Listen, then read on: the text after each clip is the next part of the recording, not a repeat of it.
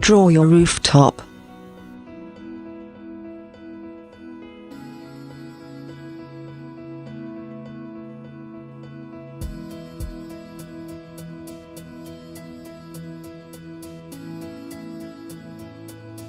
Access the project's 3D view and select the Beam Gridwork entity.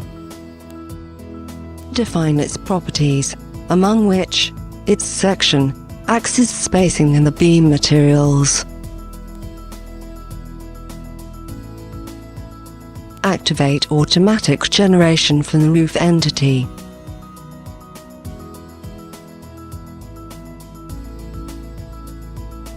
Click the desired roof slope to generate the relating beam gridwork.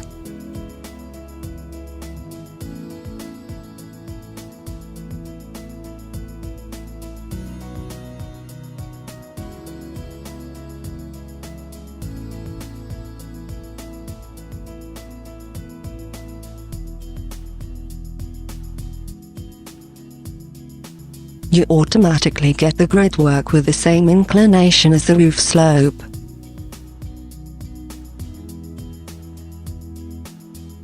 Reselect the gridwork entity and assign the properties to generate the secondary rafters.